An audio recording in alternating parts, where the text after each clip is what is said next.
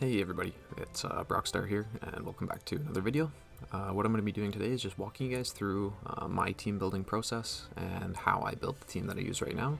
I figured it'd be useful just to anybody that's feeling a little bit overwhelmed as to where to start, because with competitive battling, it can be just a bit daunting trying to put together a team of 6 versus just like a totally unpredictable meta, as we've seen with Season 22. There's just a lot of niche teams and a lot of variability right now, so yeah, I'm just going to walk you through kind of my thought process with it.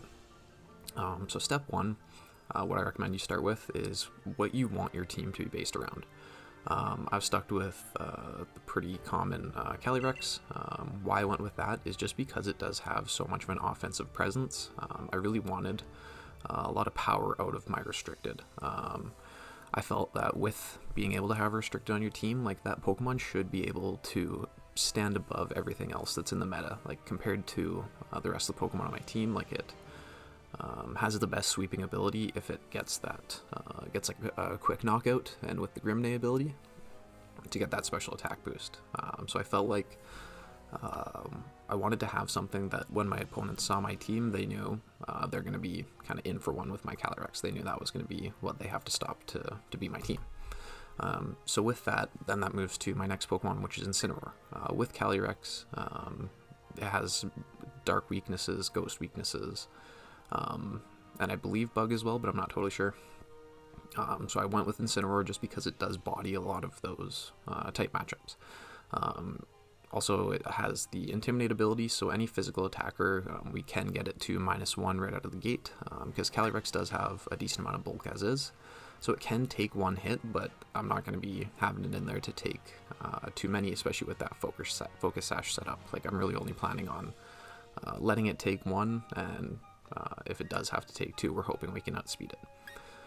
So then having Fake Out with Incineroar as well gives us that control over being able to block the other Pokemon from making a move that turn, and just with Incineroar, it's actually fully trained in attack and speed, so it is also a bit of an offensive threat itself.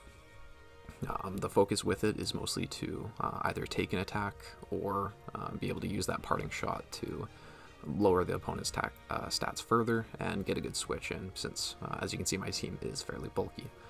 And speaking of bulk, we then move into Rillaboom, which has been one of my favorite Pokemon used so far. Fairly common, but I definitely see why. It has a lot of natural bulk. With the Assault Vest, it makes it even bulkier. I did put a bit of EVs into Special Defense just to give it just a little bit more, since I was thinking with the Assault Vest we're going to get that additional 50% boost, so I wanted to get more stats that could be boosted, just to make the most of it. So again, it works really well because it can take special attacks very, very well. There isn't really a special attack that I'm too scared to switch it into. And then we get terrain control with that Grassy Surge. So if there's an Indeedee on the other side, we have the option to get rid of the Psychic Terrain in order to use priority attacks if we need. Grassy Glide as well, very strong attack. Rillaboom is definitely an offensive threat, can one-shot most Kyogres. Yeah, there's not too much that if you're getting a Grassy Glide off for super effective, that it won't one-shot, or even neutral damage still does a good chunk. I've also really liked having knockoff on it to knock off other Rillabooms or even Serena's Assault Vests, just to give me the option to do some pretty heavy damage with the Calyrex. So it's definitely supporting Calyrex in that way, where I can knock off other Assault Vest users to help make the potential sweep a lot easier. Next we have Entei, because what I was thinking is, so far we have 1 special attacker and 2 physical. So if I get led, or if the other team leads a Pokemon with Intimidate or Fake Out, I wanted something that could definitely negate that, but then also turn and have an offensive presence right away as well. And with the fire typing as well, I found that it matches up quite well to a lot of Pokemon. I mean, outside of specific water types, and even rock types, there isn't too much that Entei can't take a hit from and then deal them back even harder, especially with the Sacred Fire that's boosted with Charcoal. I put Stomping Tantrum onto Entei just in case there were, for example, rock types like Stack Attack. Like, I wanted to be able to get some decent damage off onto it, most likely ending up taking a KO, but I just wanted to be able to could just chip it down a bit in order to allow for, again, a better sweep from Calyrex. So seeing as how I had 3 physical attackers and only 1 special attacker so far, I wanted to give myself a decently bulky special attacker just as a switch-in option for any of these other Pokemon, just in order to get a bit of control over the matchups on the field. If you noticed, Raikou and Entei both play quite similarly, where I'm running Protect and, well, with Raikou it'll be 2 electric moves, but then also a fighting move just to give it a little bit of extra coverage. It's more so just because, especially with Raikou with the pressure ability, any moves or any trainers potentially that like run an Entei with Sacred Fire or Calyrex with Astral Barrage, like we can whittle down those power points very quickly. Especially if they forgot to use PP-ups, so that could be something that works into my favor. But yeah, I just wanted to give, especially with the way my team was built so far, just another especially offensive presence.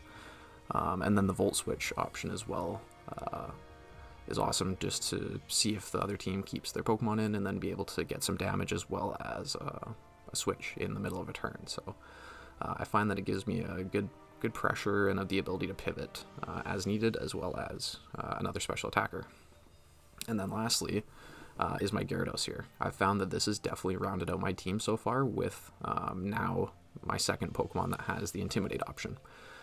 So having 2 Pokemon that can Intimidate, I'm able to just cycle through them to lower, especially for example like another Incineroar or even a Rillaboom. We can definitely drop its attack stat that way. And then I went with the Jolly Nature just to give it some extra speed to make sure that it outspeeds Serena to get that Ice Fang off onto it.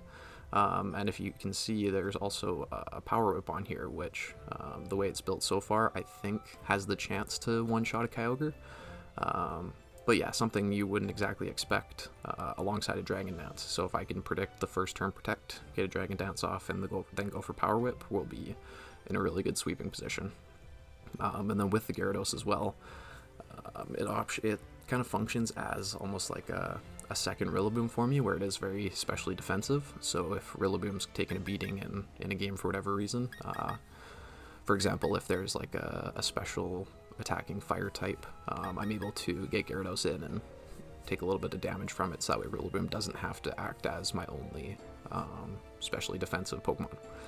And then also with Dragon Dance on the Gyarados, it gives me the option to become a bit more of a threat if I can get one of those off, because there isn't really a whole lot that loves to take a boosted Waterfall, especially with the potential to flinch. And yeah, so that was kind of what I was thinking with this team. It's gotten me up to the Master Ball rank so far, so I'm really liking it. As you can see, I have a few other Pokemon just below here. These are potential switch outs for the Pokemon above.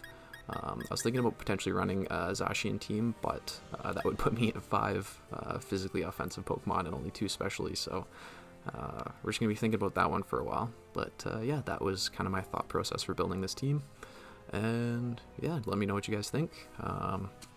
What I'll be doing next is I'm going to be walking through how I train my Pokemon, and then just kind of some tips and tricks and stuff for during battles and stuff itself. I'm going to be walking through my process of building my team, training it to the actual battles, just so anybody that's just getting started, they can get an idea of things they can do to help build a better team, or just do it in a more efficient way. So yeah, if you guys like this, please let me know, and we'll see you guys in the next video. Thanks.